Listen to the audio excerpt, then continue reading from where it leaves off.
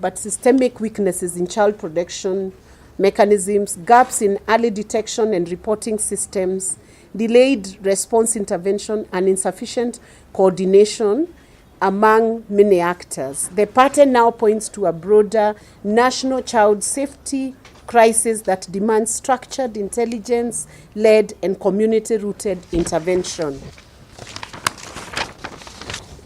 The Constitution of Kenya 2010 is unequivocal in its protection of children and even protection of women. And Article 53 specifically guarantees every child the right to life, survival, and development, to parental care and protection, to protection from abuse, neglect, harmful cultural practices, all forms of violence, inhuman treatment, and punishment, and affirms that the best interests of the child are of paramount importance in every matter concerning the child. These guarantees are also further reinforced by the Children's Act 2022, the United Nations Convention on the Rights of the Child, and the African Charter on the Rights and the Welfare of the Child. And despite this progressive legal framework, continued violations expose serious deficiencies in implementation, enforcement, coordination, and resourcing. Laws alone are not sufficient unless matched with decisive action, institutional accountability, and sustained political will.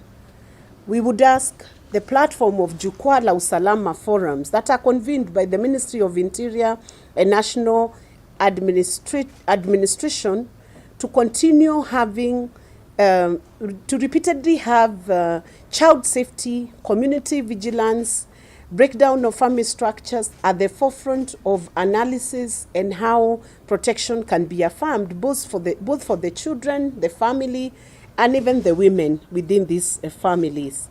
And these forums must be used to strengthen community policing frameworks. And we call upon members of the community, the Nyumba Kumi structure, to be brought to life to make sure that children and women are being protected across our society and across our network. As a nation, we must confront the reality that violence against children undermines not only families and communities, but also moral and constitutional fabric of our republic. A society that fails to protect its children compromises its future, weakens public trust in institutions, and erodes the rule of law. KEWOSA calls for urgent coordinated national action to strengthen child protection through priority measures, which we have read out. And we are also condemning in the strongest terms all forms of violence, abuse, forms of aggressions that we are experiencing now in political rallies aimed at political showdowns between different groupings or different political divides. Indeed, it is very worrying that in 2026, early 2026, when general elections are slated for 2027, we have the kind of violence we are seeing being meted out to people during these rallies. It doesn't matter which side is planning this. The culture of Goonism will not serve anybody as we walk towards 2027. So we are calling upon all political divides to tame down and to tone down the kind of politics they are undertaking. We are especially concerned that as KEWOSA, one of our main objectives is to have more women included within the leadership agenda and mainstreamed within the leadership agenda. With the kind of political intolerance we are seeing now across the counties, we do not see whether that agenda can see the light of day. Politics are being militarized to the disadvantage of women leaders. And we call upon all actors in politics to speak peace, to exhibit behavior that is in line or in rhyme with peace agenda, and to avoid and desist the use of Goonism, the misuse of and abuse of the youths for militarizing political campaigns and for militarizing political agendas. We request you to tame down so that even when the police force is or the police service is trying to deal with security issues, it becomes easier because the community itself has taken up the efforts to make sure we are not militarizing what should be an ordinary political rally. So we are calling upon all actors to be reasonable, to be very sensible in how they output the political agenda, to ensure that everybody feels safe. Men, women, children, the elderly, everybody must feel safe, even as we push for political agenda. I'm now going to invite my colleague here to speak and speak in a language, in Swahili language, so that we can now take on board all the listeners to this statement. Thank you. Thank you, Chair. Let's switch it. Let's switch.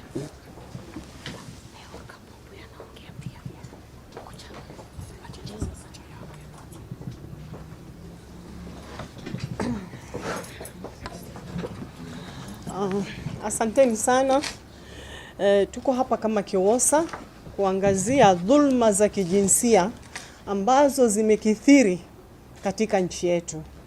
Na tukiwa tunaelekea katika mrengo wa uchaguzi ama campaign, tunasema ya kwamba viongozi wanaohusika na mambo kama hayo ya kudhulumu vijana, watoto, ili kwa wakati kama huu tunaomba hizo vitu zisimamishwe. Na jana ama ni juzi, kuna mmoja wetu senator ambaye ni Mheshimiwa Fatuma Dulo alilengwa risasi 3 ama 4 ambazo zilimkosa, ambapo kwamba alikuwa kwenye mkutano na ni yeye ameongea kusema anataka kusimamia kiti cha governor. Tayari ameanza kufuatwa na maisha yake yako hatarini. Na ni wengi ambao kwamba kitu kama hicho, kitendo kama hicho kitaregesha kina mama nyuma kuwa kupigania katika viti vya uongozi. Na tunasema tunataka kuhakikisha kutapatikana ile one-third gender. La sasa ikiwa kina mama watakuwa harassed, watakuwa wanatishiwa wakiamua kusimama katika viti za kisiasa, hiyo haitakuwa haki. Na ni haki ya kina mama, wao wanafaa kusimamia viti vovote kuanzia juu mpaka chini.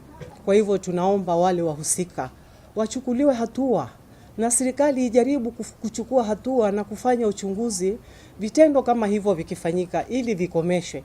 Lakini utakuta kwamba watu wanauawa, watoto wanauawa, kina mama wanadhulumiwa, lakini hakuna haki inapatikana. Kwa hivyo tunasema sisi kama kina mama viongozi wa KEWOSA ya kwamba tunataka kuona serikali pull up its socks kulingana na kupeana haki kwa wale ambao wanadhulumiwa kijinsia na kivita, hususan wakati huu tukielekea upande wa uchaguzi.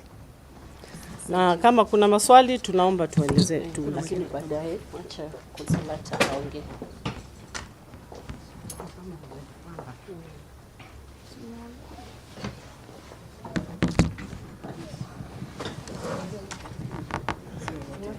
Thank you very much. My name is Senator Consolata Wakwabubi, Senator of the Republic of Kenya from Bungoma County.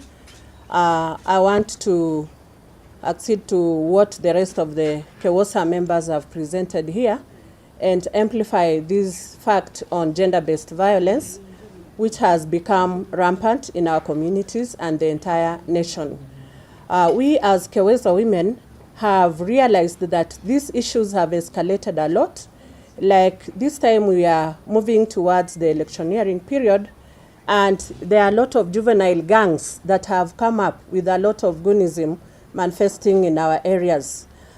Gender-based violence has various manifestations, and mostly in our communities they tend to have a scope majorly on rape, defilement, and all that. However, because of poverty, most of our communities don't really make a follow-up up to a conclusion. Yes, we have the laws, but we feel that these laws are not implemented and enforced to the latter, maybe due to lack of adequate resources, due to corruption, and even lack of awareness amongst our groups. So it is a high time as KEWOSA to amplify this fact, so that even during the budgeting process, we have gender responsive budgets that can be able to handle some of these issues. We map out awareness programs, community-based awareness programs, then we enhance these laws. there is also this idea of kangaroo courts, in that most of our people, especially the rural setup, will have that fear, and even the Witness Protection Act has to be enhanced, because people fear giving witness, even if they have seen what has happened really. They don't want to come up strongly and address the issue. So like a community I come from, kangaroo courts are really flourishing, because people will tend to commercialize the activity and get money instead of pushing the vice up to the letter so that it is addressed by the relevant authorities. So we want to really appreciate your presence to enable us amplify this issue to the community and to the entire public. Otherwise, I want to thank the chair of KEWOSA and the KEWOSA members for this opportunity. Yeah. Happy. You see something International Women's Day that KEWOSA will be doing some. Thank you so much to all of you who've come to listen to us. Now, the subject we are speaking to, violence in this country, is of serious concern.